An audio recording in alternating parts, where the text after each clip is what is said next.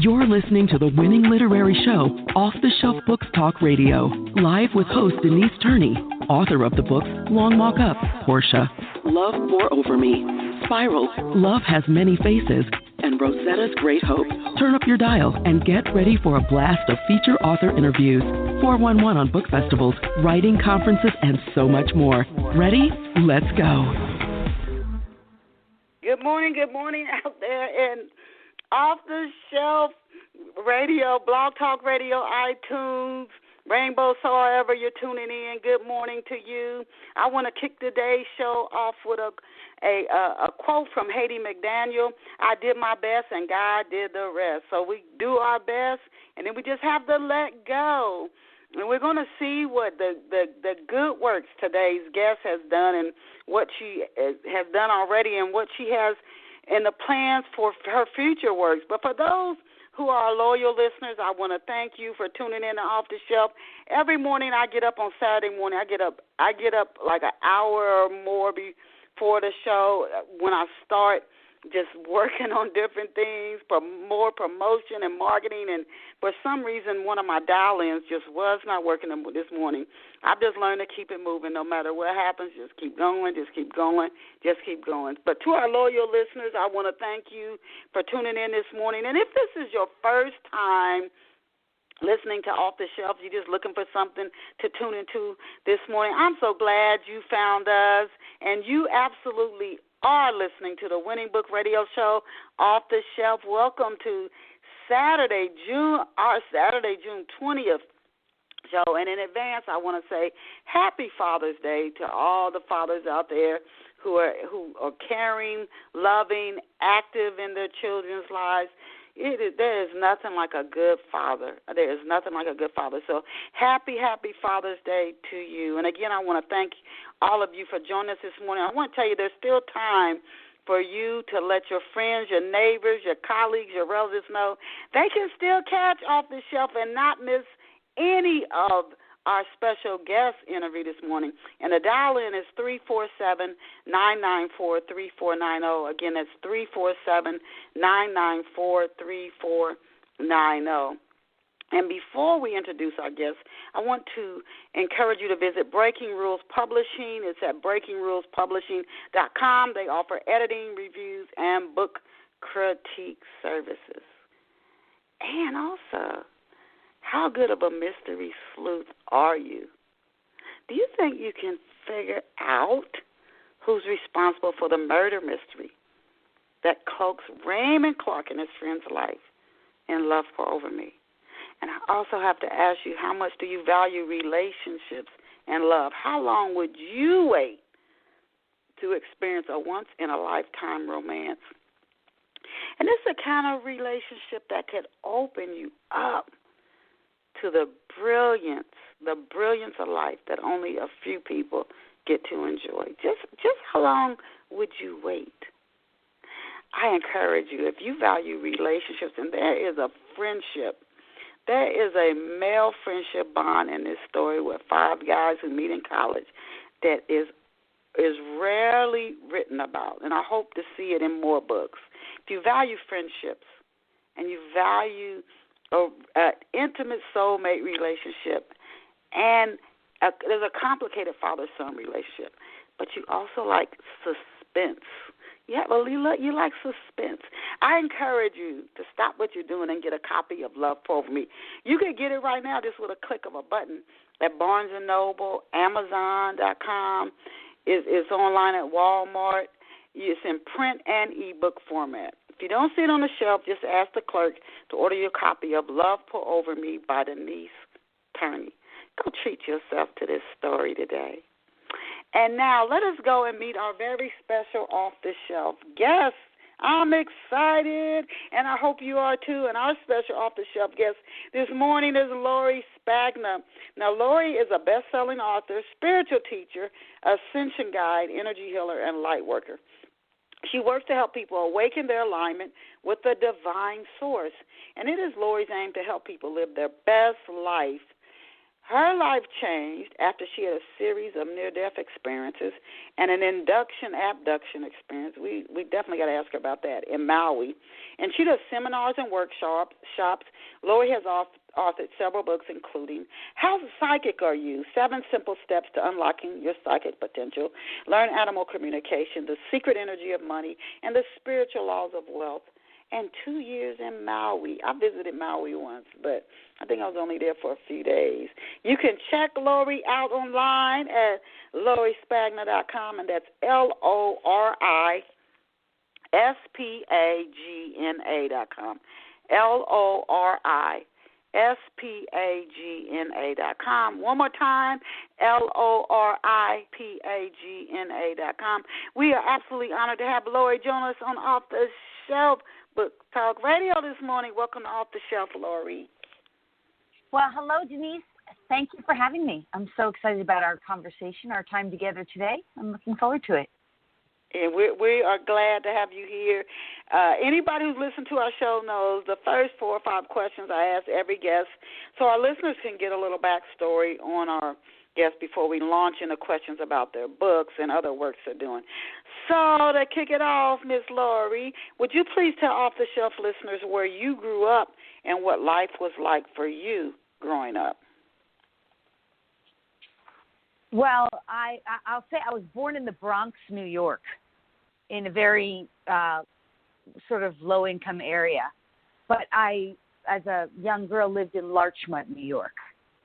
So until college, I lived in Larchmont, New York, which is a suburb of Manhattan. And, I grew up in a very mainstream family, just living a mainstream, what I call mainstream, like a normal everyday life. Before I got into all of this sort of spiritual, esoteric stuff, my family was very sort of non-denominational, non-practicing. And, my parents did the best they could to create a good life for us. And, that's kind of how I grew up. And do you have siblings, or are you an only child? Yeah, I have siblings, but I am not in contact with my family at all. We have basically very little contact at all any longer. Oh, okay. That's part of my storyline, which I'm happy to share. But, I think what happened in my storyline was I grew up in a mainstream family. I got into this very spiritual practices, and as that developed, it really did require me to step very far outside of the box. And that was not something that my family could really handle. They just couldn't handle it. And the more I followed my own journey and path, the more it became challenging for them, I think, to sort of like handle that. And so, this is a challenge of my life, I love my family. I love them. I wish them peace and wellness and goodness and all good things, but we're mostly not in contact anymore. Okay. So anyway, I'm not sure, that's just history, right? It's not really necessarily about my journey, but it's a long story. So anyway, it came up. Appreciate you sharing what you did. Now, as a child, Lori, what did you want to be when you grew up? When you were a little girl, maybe 7, 8, what did you say, this is what I want to be when I grow up? When I was a little girl, I wanted to work with animals. I always loved animals. That was my joy and my love. I loved animals, and I just wanted to help animals. And, one of your books has to do with that. So you kind of did stay in some ways on that path. Who or what inspired you to pursue writing, and what birthed your love for books? Well, you know what? I remember since we're on that, when I was little, that is what I do. That's a huge part of what I do, is helping animals. But I remember one of my earliest inspirations. I was just thinking about this woman yesterday when I was I think I must have been in 2nd grade, and her name was Barbara. And she was one of the teacher's aides, and I remember her telling me back then that she thought I had such great potential as a writer, and it really resonated with me. And she, even as a little girl, I remember this teacher's aide telling me what she could see me somehow writing books. And how do you remember that? It's and I was thinking even yesterday when I was thinking about that, Denise, I was thinking how lucky I was to have even that woman around me, because our children so often don't get that kind of encouragement. It did resonate with me. And I remember I was writing little stories, childhood stories back then. So I always loved writing, and that definitely is my earliest memory of someone encouraging me. But now, that's so as an adult, sorry, go on. No, go ahead. You said now as an adult? Yeah, I mean, I've always loved reading. I love writing. A huge part of my own spiritual journey and my own process of, my own awakening was through journaling. I mean, I remember journaling my whole life, and, now I love to just do a meditation. When I write now, it's like I just love doing a meditation and then a slight prayer like Source, Divine, Creator, God, let what's meant to flow through me, flow through me. Let your message flow through me, out through onto this paper. And that's usually how I write, even when I do my work, even if I'm writing something for my website or writing something for my newsletter or a blog, it's always a little prayer and meditation. I love that. Yeah. But you were going to say something about the kids. Waiting for that inner or that higher guidance. Now, to talk more specifically about some of your works, and then maybe 2-3 questions, we're going to start talking about your books. What service does an ascension guide perform? What does an ascension guide do? Yeah, well, an ascension guide is someone who assists humans and animals. I mean, look, every ascension guide might define themselves differently, so I can only define it as I do it. But it's really all about assisting humans and animals to come into alignment with our divinity, with the divine source that is infinite. So it's omnipresent. It's in everyone and everything, everywhere, even that which we might define as wrong or bad, because this source is infinite love and infinite acceptance. It's in, through, and around everyone and everything.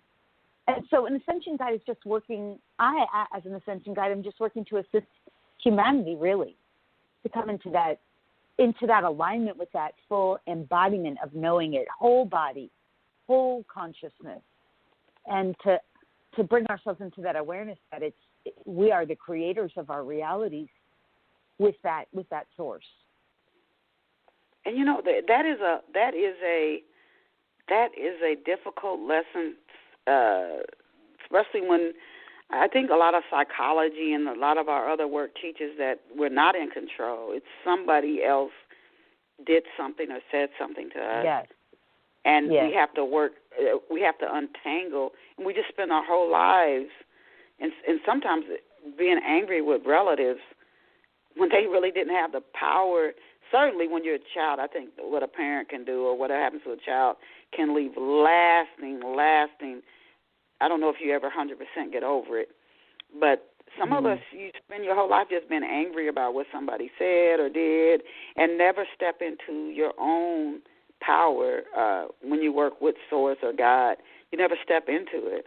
And then the next question. So when you're helping somebody to ascend, to make this connection with our divine source or God, some people call it love, what are some of the steps to use, like meditation guidance, visualization? What are some ways you help people to make this connection? Well, a huge part of what I'm doing is working with what we call what's in our unconscious.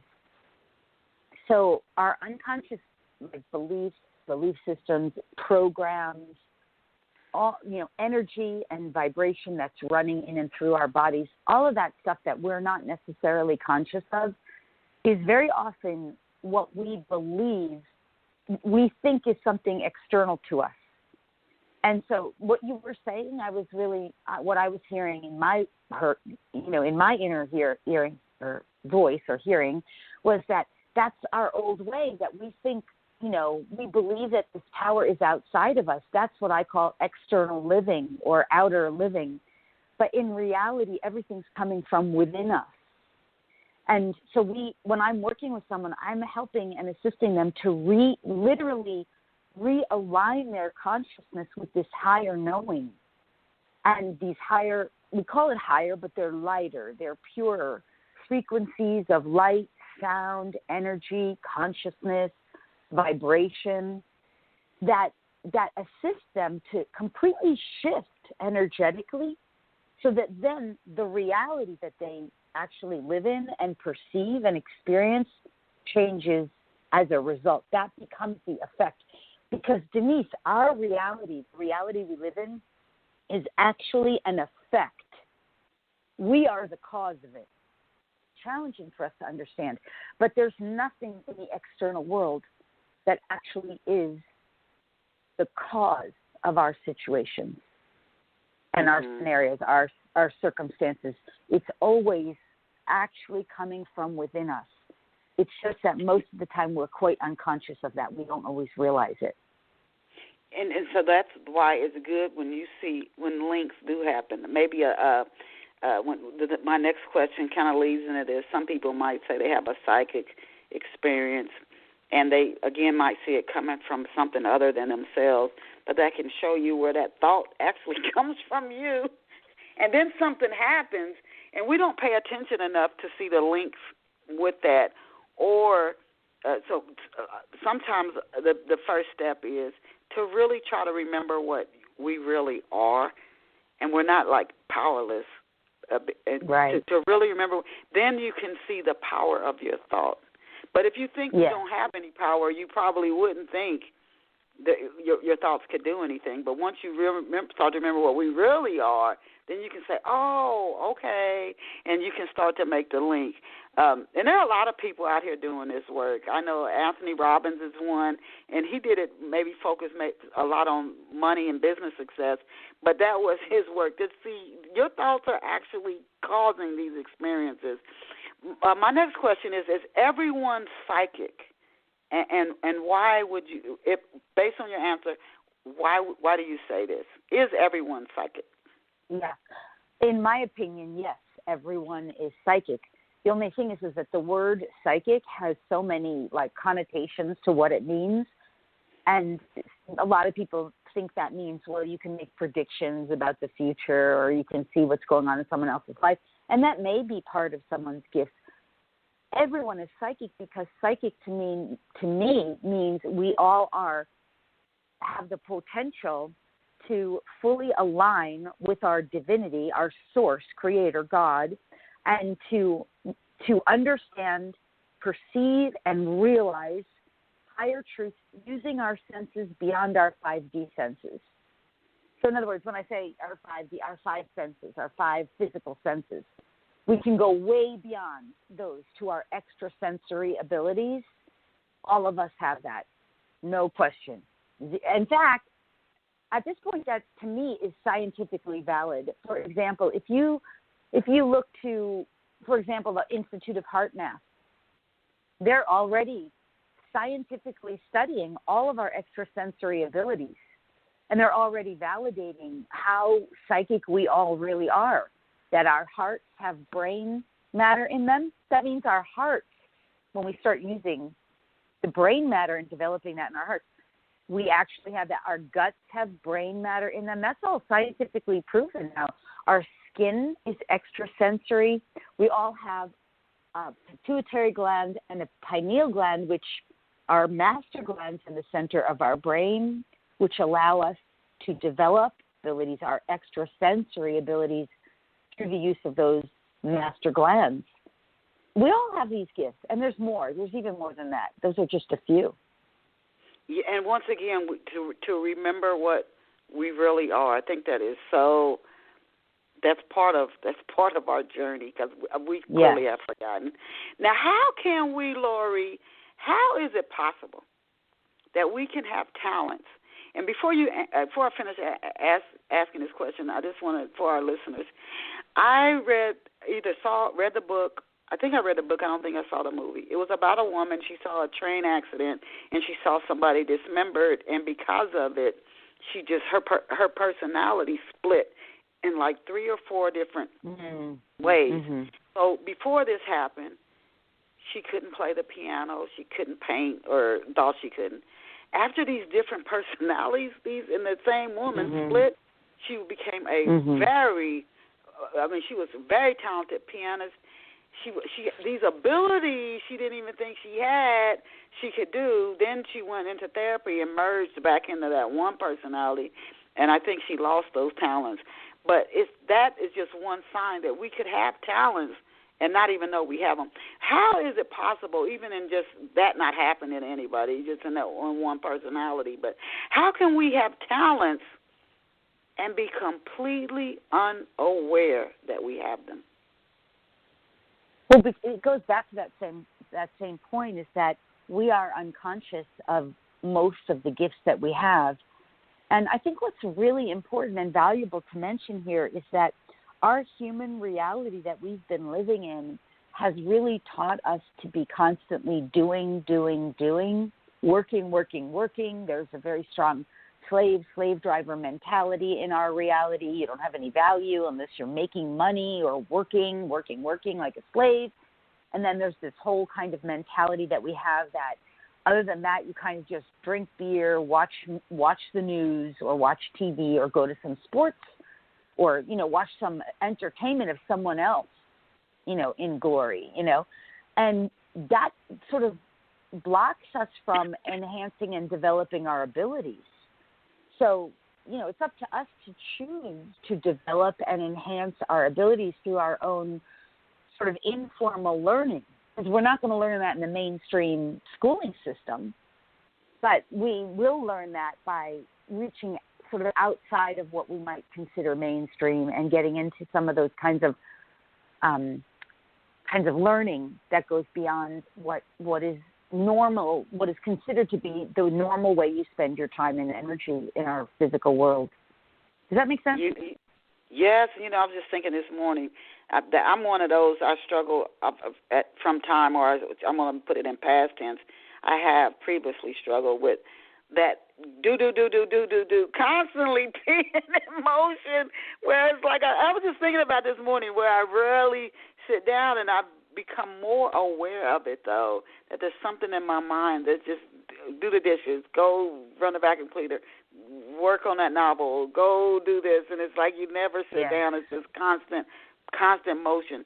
Now to talk about your books, for something that people listening to this radio show today, or they may listen to it in the future, can get some benefits even beyond our interview, our discussion. Can you please tell us about some of the topics that you cover and how psychic are you? 7 simple steps to unlocking your psychic potential. Yeah. Some of those basic practices. First, it does sort of outline why everybody has it and what the scientific evidence is, and it gives a lot of links as well, so you can do the research yourself, because I'm all about that. Like, we tend to believe what I call a false narrative, which is what we're told on TV, but that is not, to me, that's a false narrative. But if we do the research on our own, we will discover so much more. So there's lots of links in the book and about how to learn that it is real, it's not woo-woo, and it is scientifically valid. And then what it talks about really a lot is just the steps of just learning how to sit still and how to get quiet and how to use some of the basic practices to begin opening your own, like pineal pituitary, master gland, also called the third eye, how to get into a meditative state, how to access what we call a theta brainwave. So most humans have no idea how to access the theta brainwave, but that brainwave is a universal brainwave that once you learn how to access it, that's how telepathy happens. That's how brain-to-brain contact with permission can happen. So if someone says, don't come in my space, you can't do it. But you learn all about that. How do you access that theta brainwave? How do you use it to have a direct connection? And by the way, this works with animals too, because animals are also using a theta brainwave. And so you learn about that, and then, how to develop it and apply it in your life. So you can use it for enhancing your life and for the betterment of all. Because I just want to add this on, everything I do to the best of my ability. And, I'm not perfect either. I'm another human on earth just doing my best to, navigate this reality and to be of service and contribution. But to the best of it, does teach that it's always for the 100% positive upliftment of all beings concerned, with zero harm, which we can't control everything, and zero what we call karmic debt. And I live by that to the best of my ability, and I encourage everyone that I interact with, everyone in my circle, my circles, my communities, to live by that as well. And that becomes our guiding force in that sense. You know, Source is our guiding force, but we live by that as the foundational principle, 100% positive upliftment for all, zero harm to the best of our ability, and zero karmic debt to the best of our ability. Okay. So, yeah, it goes into all of that. That's what the book goes into. It's a mouthful. And there's 7 simple steps. So is the first step just practicing awareness, or what is that first step? What is involved in that very first? It's literally just getting quiet. So one of the things is I'll teach people is set a timer, turn everything off, clock, like everything that could bing or buzz or ring or distract you, and set a timer for 10 minutes and sit in silence and just listen. And then we do, and if you can't, some people can't do it for 10 minutes. So I tell them, okay, start with 5 minutes. If they can't do it for 5 minutes, start with 1 minute. But you increase from there. You have to get comfortable in the silence. And then I also tell people, do the same thing before you go to sleep. Make the room entirely pitch black. You don't have to do it before you go to sleep. I tell people to do it times throughout the day as well. But, you know, you put a face mask on and you just sit in the complete pitch dark with your eyes open and see what there is to see. And then also do it with your eyes closed and see what there is to see. What most people think is that when their eyes close, they think they see nothing. But that's not true at all. There is so much to see in the dark and when your eyes are closed. And this is part of what develops those master glands in the center of the brain. And that also prepares the body to be in this kind of, start to get comfortable in what I call a divine neutral. You have to be able to get very neutral in your energy. So most people aren't trained to be in that neutrality. Animals are so much better at that. They're really good at being in a more neutral state. They tend to take on the energy of their human and their environment. We take on the energy of our environment as well. So if we're just watching the news all the day and you see like 2 people arguing and what I call flying monkeys, this person coming in and saying this, and then another person coming in and contradicting them, and then someone else arguing and debating, argue, debate, discredit, we get wired into that. We believe that. And our environment makes us just stress and anxiety because of that, because we're looking at that all day, and it's rewiring our energy field. So that's the first step, is just get quiet, sit still, be comfortable in an empty, neutral energy space, and you have to start attuning yourself to that. And there's lots of practices for that. And you know, I will say, sorry. No, go ahead. Just beyond that, I teach them breath work of literally how to access that theta brainwave. Because I can tell you, the moment even most people, when they go into a light meditation, they go into an alpha brainwave. And that's a great brainwave. It's peaceful. It's calm. It's sort of reflective. It's a great brainwave. Most people don't even do that. But when you get into a theta brainwave, wow, your whole brain starts just to come into peace. And, I mean, anxieties will start to go away. Depression and sadness will start to go away. Grief goes away. It doesn't go away. It's not a pill. It doesn't work like a pharmaceutical drug pill. And that's why meditation is so helpful for people, because it actually is, whether they're going into an alpha brainwave state or a theta brainwave state, they're shifting their brain. They're reprogramming their own physiology to more and more go into a state of homeostasis, which relaxes the mind and the body and all the activity of the brain, but actually you are alert and awake in a theta brainwave state. So that's what I teach. Yeah, sorry. I will say I've and thanks for what you shared, Lori. I have one time I was dealing with anxiety, and I started, and it was like the Buddha practices, just watching your thoughts pass like clouds, and don't get attached to them. Just watch them pass and see how they change. But then the breathing, and it worked. But I have heard that for some people who might have mental health challenges, that there may be like limiting your meditation to 30 minutes. You just see how you respond to it, because everybody's going to respond differently. But I'm definitely one for meditating at least, even if you just do 5-10 minutes. You should start to see yourself come into more balance. I'd be shocked. I'd be shocked if. But we often say we don't have the time. I need to get back to that practice, even myself. Now, is there really energy in money? And is that energy the same regardless of who has the money? Yeah, well, there's energy in everything. Everything is energy, and but it's not the same regardless of who has the money, in a sense, because all energy has a vibration, a unique vibration. So if one person is holding a piece of money or anything of any value, could be a coin, it could be a rock, a crystal, a stone, anything, and that person has the energy of love and peace and happiness and joy, or even just an idea or concept abundant, oh, this is such a wonderful gift to me. If they feel gratitude, that is a completely different realm of energy from somebody holding the same amount or the same thing and saying, this is worthless. This is nothing. This isn't enough. I don't have enough. I'll never have enough. I don't have enough. There's not enough to go around. If I have this, someone else won't. That's a different energy. Totally different. Now, can you give our off-the-shelf listeners an overview of your book, The Secret Energy of Money and the Spiritual Laws of Wealth? What are like some of the key topics? For instance, the one we just talked about, you say there's energy in money, but it may not be the same depending on who has the money or who's asking for money. Right.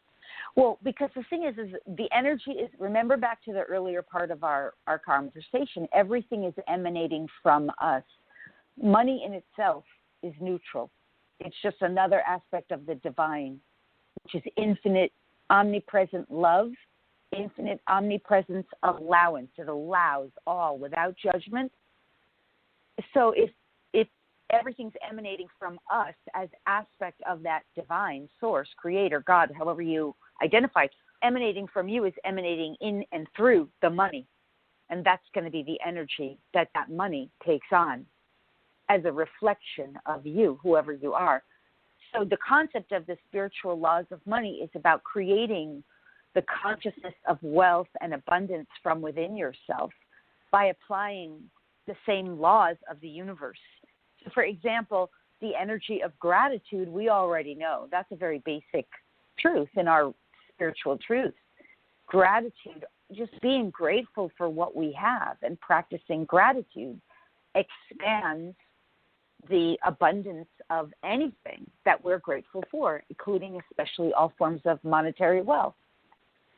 Another thing that's explained in that book is the energy of reciprocity. Now, there is a law of reciprocity. It's a universal law. It's valid in physics. Quantum physics can validate that. So this law of reciprocity teaches that it's validated by the law of circulation, which is a universal law. It's a law of physics. It's valid by the law of radiation, which is what radiates out from you energetically. That's a law of radiation, again, validated in quantum physics. And then a law of attraction, which we're familiar with. What radiates or emanates out from you circulates into the field or environment around you and then is attracted back to you through the law of reciprocity and attraction. This is all quantum physics and universal law, also spiritual truth. So this is outlined in the book because if people understood this, they would become a lot more generous because they'd start giving in more abundance, knowing with joy that what they circulate out and emanate out in joy and love will be attracted back to them in equal or greater force. That's the law of reciprocity. So this is taught in the book and explained in a lot more detail. I'm saying it very quickly here. That's what we cover, that kind of thing. And I appreciate. Oh, sorry. Can I say one other piece? That debt, and I learned this myself when I was living in Maui. Debt is associated with a lack of forgiveness. The energy of debt. I'm holding a debt, and that's I have not forgiven myself and all others. That is the debt. It's a karmic debt, in a sense, and it can be translated through the neutral energy of money, for example. And money also is, so we want to practice forgiveness because that increases not only our abundance, it increases our happiness, it increases our joy, it increases our health, it increases our well-being. So that's explained in the book in a lot more detail. And one other thing about this is that the energy of self-worth and self-value, we are all worthy and deserving beings, regardless of our gender, our race, our color, our creed, our religion, anything. We are worthy and deserving because we exist.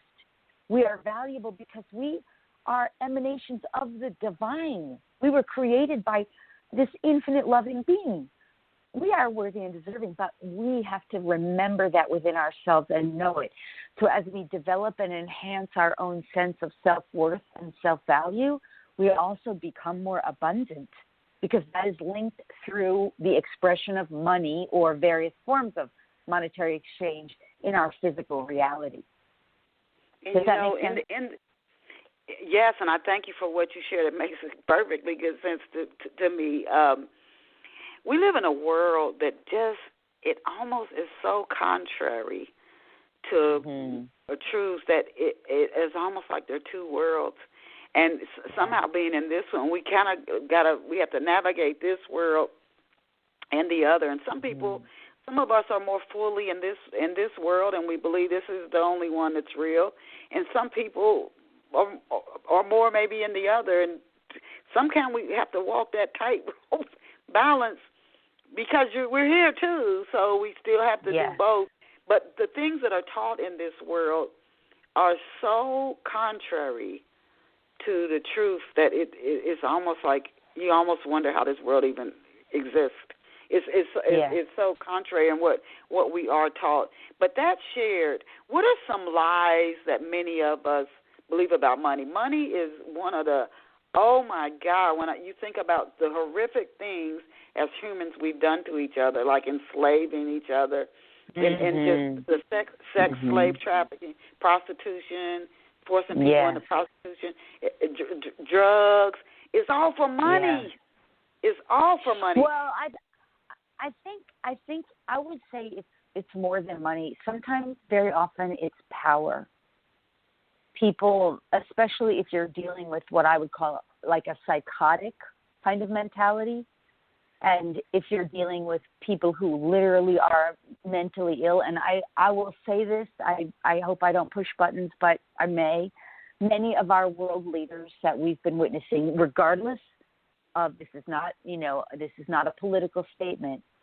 It could be across any world leader that you may be aware of. Many of them are actually very psychopathic, mentally unstable. You can see it in their astrology, by the way. I'm into astrology more as a hobby or as a tool, but you can see it when you start looking at their astrology, a lot of them, and you can see that some of them, their idea is just power hungry. And I'm talking about some of the global elites who control like banking systems. So since we're talking about money, like, some of those richest people like Rothschilds or, Morgans, their family lineage is just interested in power. They have all the money in the world. They don't need, you know what I mean? It's not even about money. So anyway, the point I think is when you go back to the question you were asking, why do we do that stuff? And, what are some of our belief systems? It's true. We have to change our belief systems. Like, we have to start seeing money as just money or any form of fair energy exchange. It might not just be money. It just be any form of trade, barter, any goods we exchange, or any service or contribution. We have to start reevaluating all of that from a new, like a higher consciousness, to see it in a way of sharing, giving, service, contribution, an exchange of love, an exchange of care. And then redefine what we believe about how we share, give, and receive, and what our true values are, because money's just a value system in a sense. And it's up to humanity to decide this. I think we're deciding it now. If you look at our stage, our world stage, you know. So, yeah, it requires us to sort of go into our belief systems and say, what have I believed about money? By the way, that's in the book too. Like where we write out what have we believed about money. And there's a practice in there to just sit with some money and ask, where did I make you wrong? Where did I judge you? What did I believe about you? What did I make true that maybe isn't? And how can I change that so that we can have a more harmonious relationship and I can live in harmony with you, money or some form of currency, whatever that may be. So is that helpful? Very helpful. And you know what, you just shared a tip. I think I might do that. And off the shelf listeners, you know, we're speaking with Lori Spagna, and some of her books, How Psychic Are You? 7 Simple Steps to Unlocking Your Psychic Potential, and the secret energy of money and the spiritual laws of wealth. And it's true, some people seek power, but money is a big. It causes humans to do some really, drastic measures just to get it.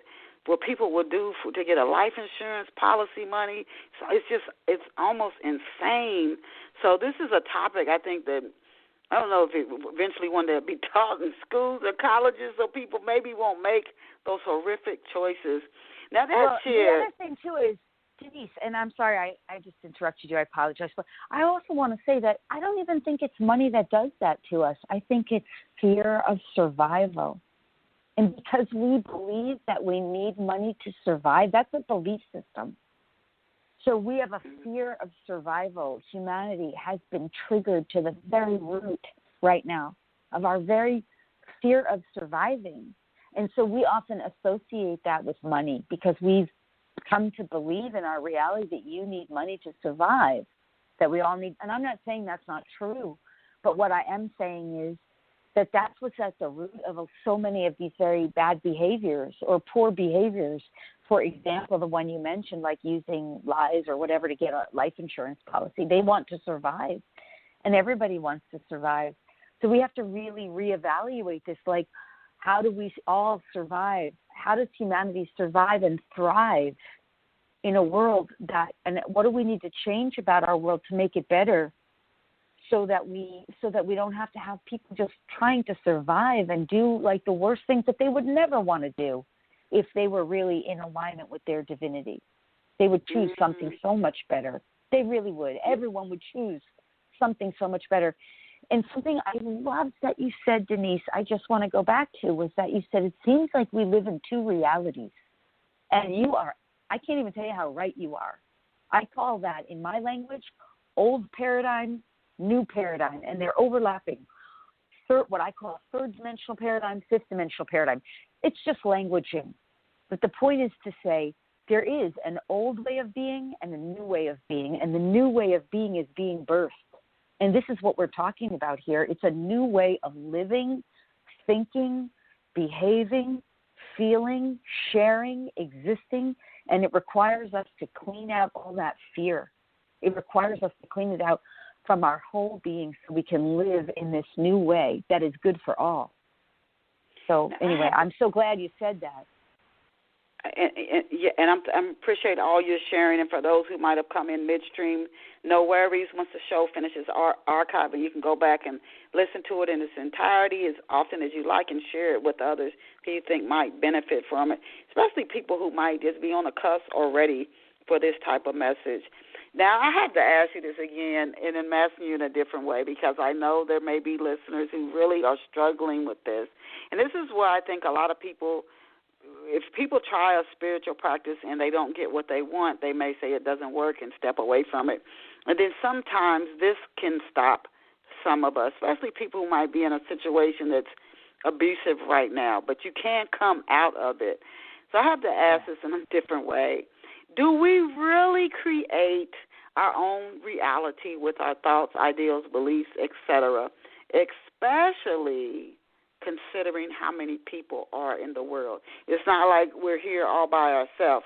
So everybody's putting out these energy, vibration, beliefs, thoughts, and acting on them. Is it really possible? Are we really responsible for what's happening in our space? Yeah, so it's awesome that you asked that, Denise. So each of us, and this is quantum physics, but spiritual truth, definitely, they're both in agreement here.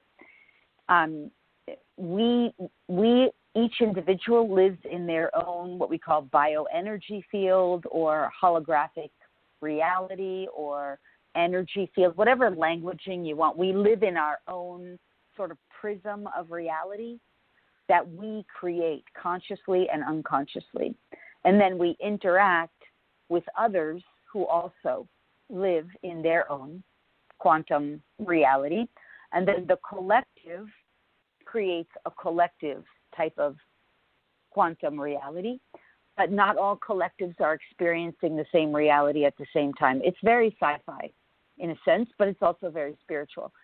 So every individual, no matter what we're going through, and I mean, I had extreme mental and emotional abuse growing up, so I understand abuse. I mean, I wasn't physically abused, and all forms of abuse, because you had mentioned that, they're meant to teach us. We're meant to learn a form of self-love, self-care, self-honoring, or other things, or somehow to free or liberate ourselves, or, you know, maybe we're clearing some kind of karmic debt. But, and I don't mean to oversimplify it. I mean to extend my love and compassion there, you know, to people. What I do want to say is that, yes, we are creating it, and we might have agreed to go through that on an unconscious level so that we could resolve it for ourselves, so that we could come into some kind of deeper love or compassion or forgiveness. Or so somehow we could free and liberate ourselves from it, which is a really big theme on planet Earth right now, freedom and liberation. Are we going to choose freedom, or are we going to give our power away to a false authority who's presenting themselves as, I don't know what they're presenting themselves as, but it's certainly not honest and truthful. I mean, that is for us to discern and navigate. So we do create it. We do create our reality. We do choose, and what we give our attention to, our mind to, our emotions to, is what reflects and shows up. And then to go to your point, Denise, about asking, like, what if somebody tries to do something and then they don't get what they want? Well, there could be multiple factors involved there. For one, perhaps they're learning a lesson of non-attachment, which is a higher spiritual truth, to become non-attached to things so that you can have something even greater. Or so that you can just learn to be free, because we have to learn non-attachment. Like if we're addicted to the news, we have to learn to unaddict ourselves. We have to detach from things that are not beneficial to us. Or if we're addicted to alcohol or a drug that's not helpful to us, for example, or food or spending or whatever. So that might be a spiritual lesson that the person's learning, perhaps. Or perhaps it is coming to them, but maybe not fast enough for their personality, self, or personal experience, and they've written it off as it doesn't work. And meanwhile, for all they know, it's on its way. But there's just maybe other belief systems or just energy or experiences that they have to resolve before they have it. It's all energy, so they just might not be vibrationally aligned to it, right? So there's a lot of reasons. And the one thing is, I mean, I learned this. I started Al-Anon when I was very young. I think I started going to Al-Anon in not very young, but, like early, maybe late teens or early 20s, because I grew up in, my brothers were addicts. And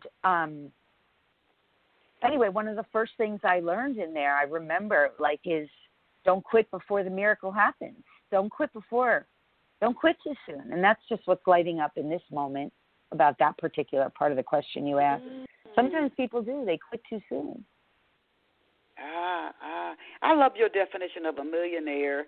If you could please share that definition with our off-the-shelf listeners, your definition of what a millionaire is. To start, someone I have to tell you, honestly, I haven't even read my own book in so long, but so I'll share it from my current definition because I don't remember what's in there, but I think it's something along the lines of like what my definition is like freedom to be who you are, do what you want, go where you want to go, however, whenever, wherever, whatever that is, the freedom to be in your own authentic being, living joyfully without any limitation on you and in a way that feels good and right to you with harm to none. That's how I would define it. But is that what in the book? Because it's been a lot of. That's close to what you said in the book. And you know what? That's generally, except for like you said, the one that some people want power and they feel like if they have more money, they have more power or what they can do with it. But I know Oprah said that's really. She said having a lot of money really doesn't change your life a lot, but it does give you more freedom to do what you want, go where you want. It sort of frees you up so you want to take a flight somewhere. You don't say, oh, I don't have the money. You just get on and you just go. You go wherever you want to go. But so that freeing up of it. Can you tell us about... In that sense, I would say I'm a millionaire because I applied those truths. I'll just say the reason I wrote that book, it was over 12 years ago, and I haven't read it since, but, it's free on Kindle, by the way. It's on Amazon. Anyone can get it for free. I just put it out there to help people on their journey because I understand that's part of our human reality, but it's not necessarily like anything I teach. I just put it there to be of service because I learned that one of my highest values in life, one of my core values, aside from consciousness and alignment with the divine, is freedom and authenticity, truth. Those are some of my highest values. Quest for freedom, I understood I had to learn and navigate my way into greater abundance. So that's why I wrote that book, and that's why I put it out there basically for free for anyone to get. And it's in my I have a spiritual membership, and it's in there for free too. I mean, as part of the membership to get it. So I just believe in the principles, and those principles are what I'm more interested in. I'm not a millionaire by the human definition of like $1 million by any stretch of the imagination. Like, I don't have that, but I just live in my own sense of abundance, and I live by the principles that are taught in that book. Okay. How did Maui, we have about 8 minutes left, and I definitely want to talk about the services that our listeners could get from you, and then you could get the website where they can get services. But how did Maui change your life? Oh, wow. That was like 2 years I lived in Maui. I would call that what many people refer to as a dark night of the soul.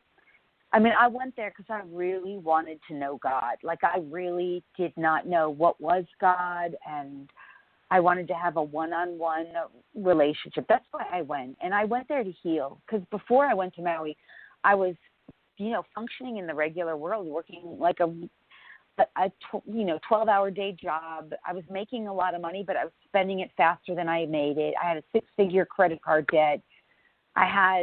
I was so overweight. I was excessively drinking alcohol, excessively smoking cigarettes. I was going to well-meaning doctors who were giving me ridiculous amounts of pharmaceutical drugs. I mean, I was drinking so much coffee to get through the day. I couldn't sleep at night. My thyroid was off. My hair was falling out. Like, everything was wrong. My brother had died of an unexpected drug overdose, and my husband was divorcing me. I mean, it was really bad. So I went there to heal.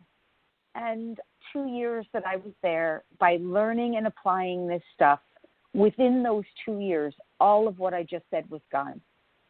Wow. Within 2 years, I never smoked again. I completely quit smoking. I never drank alcohol again, except in those 15 years since then. Yeah, I mean, I maybe had a few nights where I had a little bit of beer, but really, no, I don't drink alcohol just because I don't desire it. Not because there was ever an addiction for me personally. The credit card debt was gone within 2 years because I was basically told, keep forgiving, forgive the banks, forgive the institutions, forgive everyone, forgive yourself. I kept practicing that. All of that, 65 pounds of body weight left my body. I never used another pharmaceutical drug in the last 15 years, nor, by the way, because I applied it with my animal companions, did they need it or have they needed it? not even an over-the-counter drug in 15 years since then. I mean, I just applied that stuff to my life in those 2 years, but I did lose everything. I mean, I was broke. I lost everything. I was alone for 2 years, and I was just practicing this stuff, and miracles were happening in my life. And my life changed completely in 2 years. And I mean, I was learning from the animals. We didn't talk as much about them, but that was a huge part of the healing for me because they were teaching me. They literally were teaching me what they know through my meditation, my telepathy, and all the spiritual practice. So I just put it into the books there. All my books are on Amazon. Literally, you can get them on Kindle for free just to help people to learn and to learn about animals and all these practices. So anyway, yeah, that's what Maui was. And I mean, there's more to the story, of course, but in the few minutes we have, transformation took place, and it was never the same since. You have your own personal, not just here's something I learned and I maybe practiced, but you have your before and after, where this is what it started like, and I did these practices, and this is what it. And so you really have that conviction, which is powerful, that this works. Can you tell us about specific services that you offer as a healer, and if there's a website, if any off-the-shelf listener wanted to connect with you to work with you? Yeah. Well, my website is lorispagna.com. And certainly, I mean, I just teach people the same practices, the same kind of stuff. My whole life is about sharing this with them and their animals, too. So there's tons of stuff from me on YouTube. There are tons of free gifts that they can get to sample it out. They can just sample this stuff, like lorispagna.com free gifts, lorispagna.com/free gifts/animals. They can learn all about this kind of stuff with the animals. They can go to lorispagna.com/free gifts/DNA, and they can learn about the DNA. We didn't get to talk about that as much, but they can learn about how changing their own DNA, and they can get activations and healing. They can go to lorispagna.com/free gifts/crystals, and they can learn all about the crystals and how that helps. At the website, lorispagna.com, there's lots of free gifts. They can learn all about it. And, yeah, I mean, I do webinars, and I do a sacred retreat. Like this September, I'm leading a sacred retreat in Arkansas. It is a week-long sacred retreat where people get to learn all of this up close and personal over the course of a week. Tons of camaraderie, healing, meditation, prayer, like just beautiful. It's so much fun. And I mean, spiritual practices are not, they're fun. They're beautiful. They're wonderful. They're uplifting, so they learn meditation and healing and telepathy and camaraderie and working with the crystals. They'll learn all of that at the website at lorispagna.com. Plus I do like online retreats as well, which are like coaching, healing, support, guidance, channeling. I do a lot of channeling. So, yeah, it's all at lorispagna.com. And, of course, tons of stuff on YouTube for videos if they want to check that out, and tons of stuff all the books are on Amazon, and they can get those, through Kindle for free, or else they can get the PDF as well, I think.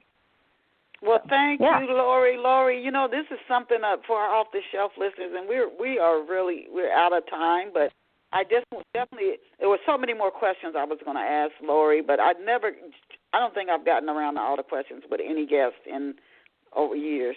But one of the things that you had said, and we didn't get to, and we don't have time, but just it's almost uncanny with what's everything going on in the world with COVID and the marching for social justice and people's small businesses and corporations. One of the things I was going to ask, we don't have time, but you had said 2020 is the decade of expansion.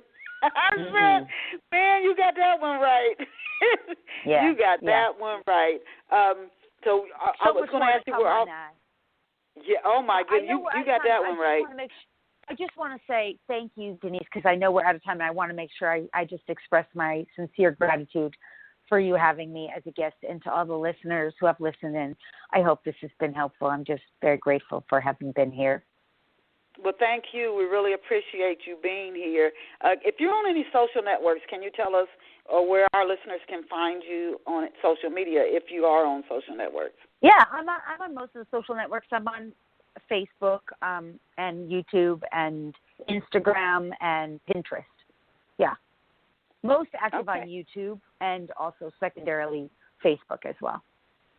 I have truly been blessed, and I'm sure our listeners have been with what you shared here. Some of it I have already heard, so it's just reinforcement. But for our listeners, and some people might be struggling with that because it's hard to believe that our thoughts can create things and our own energy. We always want to find somebody who is at fault for why I'm like this. We just try to work to remember who and what you really are, and you can see just how powerful you are. So your thoughts can cause and your energy can create things. This is a path I highly recommend people go down, and I don't think it's contrary to the Bible to me as a Christian, but I don't think it is. I think it's actually in alignment with it when we really understand what the truths. So I want to thank Lori Spagna for being here with us this morning. And her website is, again, Lori Spagna, LoriSpagna.com. And she's the author of some of her books, How Psychic Are You? 7 Simple Steps to Unlocking Your Psychic Potential. Learn Animal Communication, and we didn't get around to talking about that one. The Secret Energy of Money and the Spiritual Laws of Wealth. And 2 years in Maui. She says she offers free gifts and just more if you want to do an individual session with her. And she does some group in-person and online sessions. And she says she's also on YouTube. Again, Lori Spagna, LoriSpagna.com. We want to thank Lori for being here with us this morning. And she just shared some just wonderful things and exercises that you can do, even if you just sit and meditate and sit in stillness with your eyes closed, even if it's just a minute in the morning and a minute at night, and you just build it up to where you're doing it 10 or 15 minutes a day. So we thank her for sharing that. And then the one she said you can take and write down, what is your relationship with money? What do you believe about it? And that was another one. If you missed that, again, when it finishes archives, you can go back and listen to it and share it with those who you feel might benefit from this show. Thank you to our off-the-shelf listeners. I just absolutely love you. I love all of you. Remember, you are incredible. You are phenomenal. You are amazing. Go out and create a fabulous day for yourself. Lori, I'll shoot you an email. Thank you again. Bye for now.